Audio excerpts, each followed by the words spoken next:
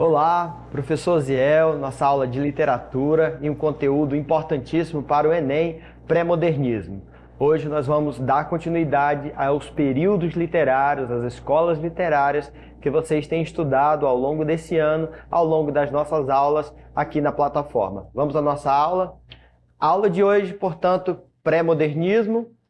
Começo a aula aí com esta obra do Cândido Portinari, a obra Café, justamente para relembrar, e você vai ver na nossa contextualização, a importância desta obra, né? A importância desta cena que aparece aí na tela para vocês, aparece aí na nossa aula, essa obra do pintor, um pintor importantíssimo na nossa cultura brasileira, que é o Cândido Portinari. Vamos lá?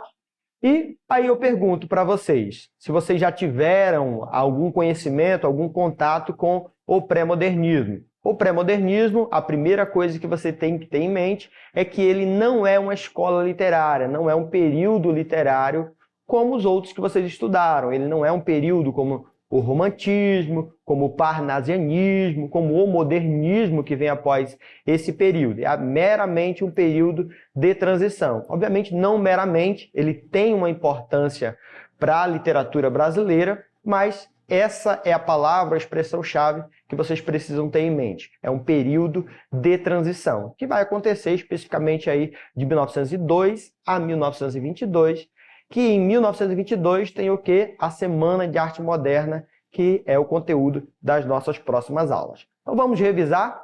O pré-modernismo, como disse, ele vai ser o período que vem antes do modernismo. No modernismo, palavrinha-chave já para as próximas aulas, o que caracteriza é essa liberdade de expressão, como está destacado aí. Mas, no pré-modernismo, eu já tenho alguns autores que começam a inovar a temática, a inovar na estrutura, a inovar na linguagem. Obviamente, quando se fala de literatura, nós pensamos o quê? Que esses autores se identificavam com aquele período literário, eles diziam-se românticos, eles diziam-se parnasianos. No pré-modernismo isso não acontece. Se você perguntasse para eles, você é pré-modernista? Obviamente eles iriam dizer que não. Mas eu tenho autores, alguém anos depois foi lá e disse, esses caras que escreveram nesse período de 1902 a 1922 foram autores pré-modernistas, foram autores de um período de transição para o que viria a ser o modernismo. Vamos lá?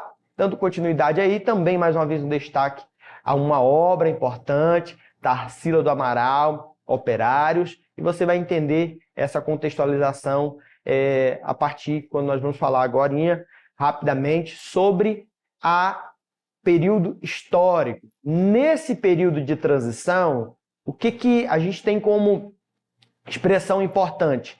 Havia uma busca, e isso vai acontecer, obviamente, apenas no modernismo, da construção de uma identidade nacional. Porém, é a partir do pré-modernismo, nesse período de transição, que essa construção da identidade nacional ela começa a acontecer. Aí uma imagem de Canudos, e como disse, vamos lá ao que acontece no Brasil, o que está acontecendo no Brasil nesse período. Se você der uma olhada aí, nós temos 4 revoltas ou 4 elementos importantes nesse período do pré-modernismo. Revolta de Canudos, revolta da vacina, greve dos operários e o que seria o chamado aí período da República do Café com Leite, que é um período em que há uma troca ali de poderes, né, entre São Paulo, que seria ali o café, e Minas Gerais, que seria o leite. Isso você vai estudar na aula de História. Está acontecendo também a urbanização de São Paulo, está acontecendo na Europa, algo que você vai estudar também na história, você pode estudar na literatura ou, quem sabe, revisar. Na Europa está acontecendo a chamada Belle Époque. O que seria a Belle Époque? A Belle Époque, com 2 L's, esse Bella, é um período em que está tendo muitas inovações, está tendo muitas criações. O telefone, a máquina a vapor, outros elementos estão acontecendo na Europa.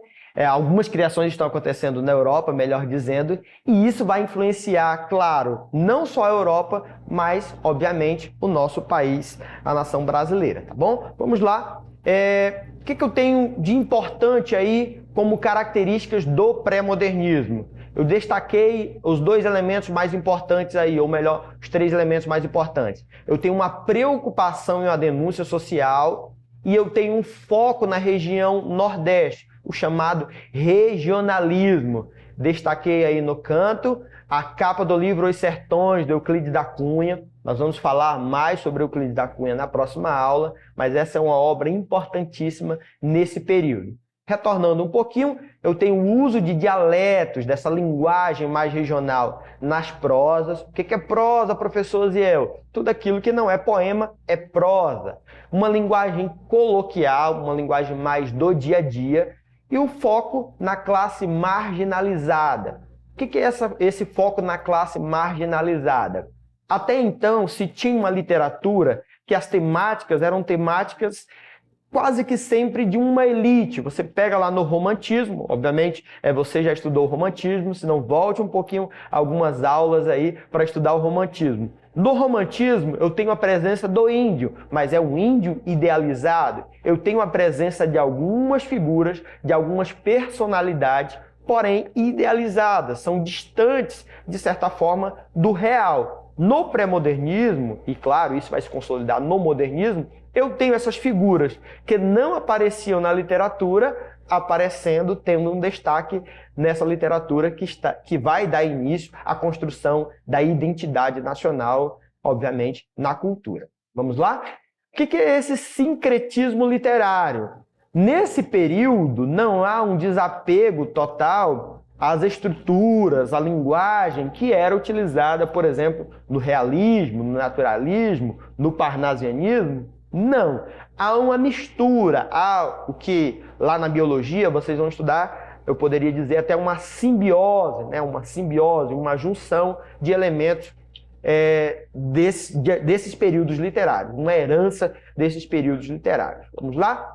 Eu tenho aí os principais autores, conteúdo da nossa próxima aula, não deixe de assistir. Os principais autores, os 5 principais autores do pré-modernismo: Augusto dos Anjos, Monteiro Lobato. Monteiro Lobato, professor, do Sítio do Pica-Pau Amarelo? Nesse momento, ele não é conhecido por causa do Sítio do Pica-Pau Amarelo.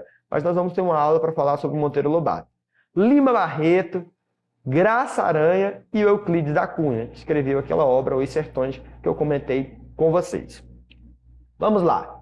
Vamos exercitar o que a gente viu até aqui, ver se ficou aí alguma coisinha na cabeça de vocês.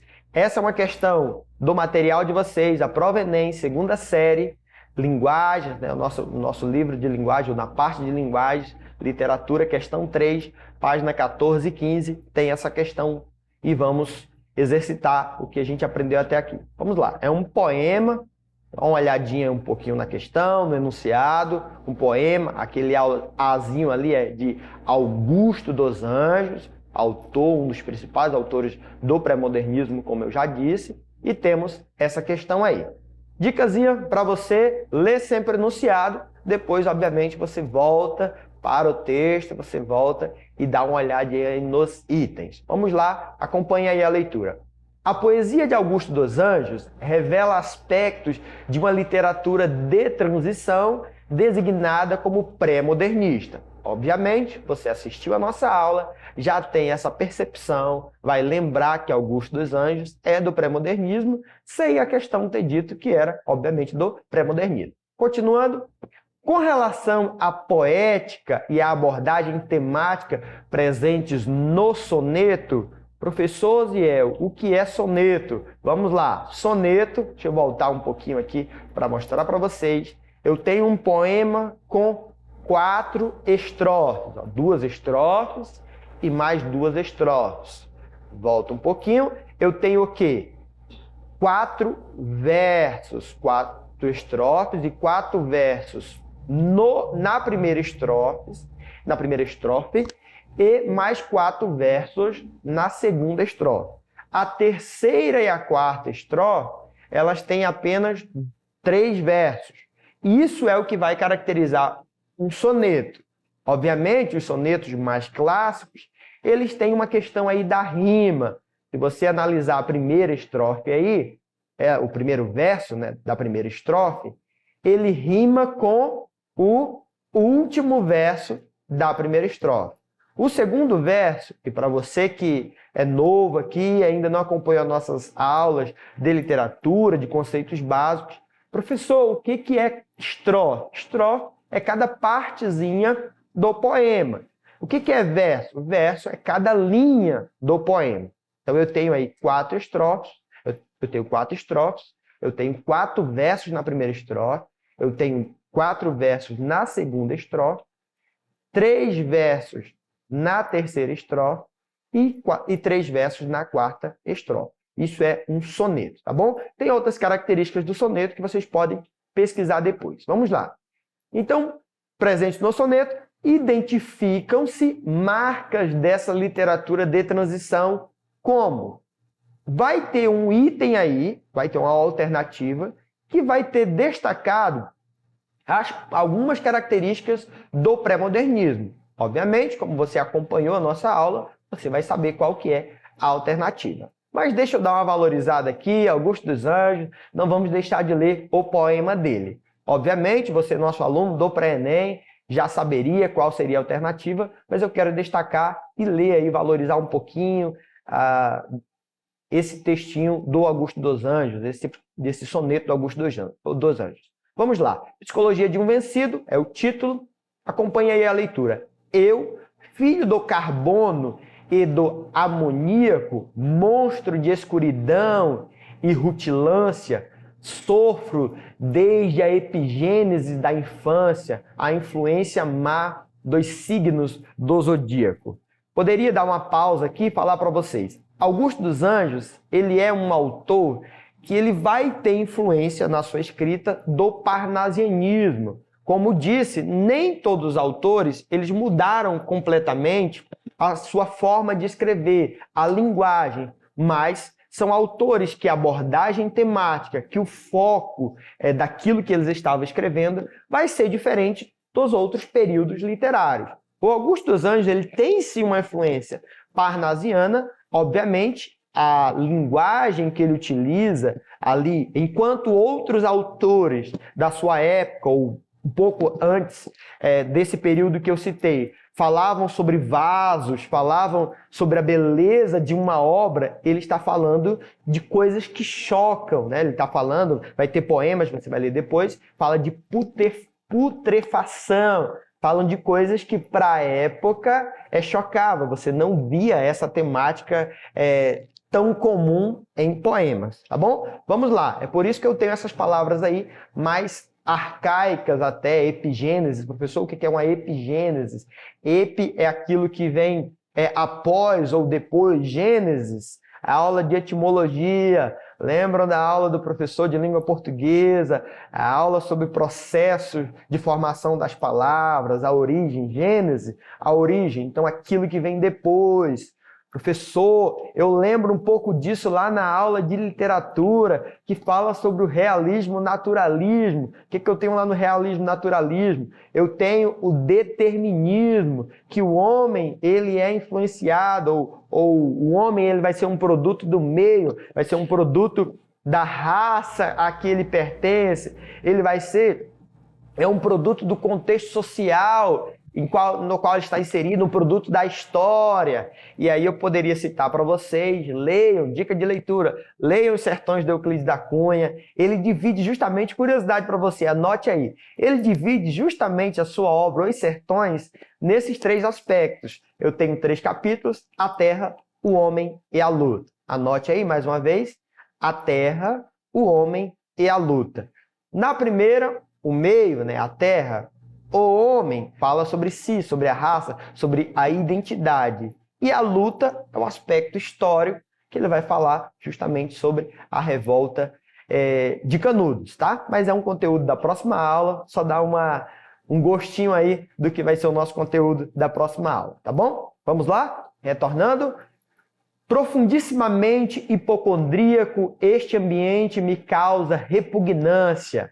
Sobe-me à boca uma ânsia análoga à ânsia que se escapa da boca de um cardíaco. Vamos lá? Terceira estrofe.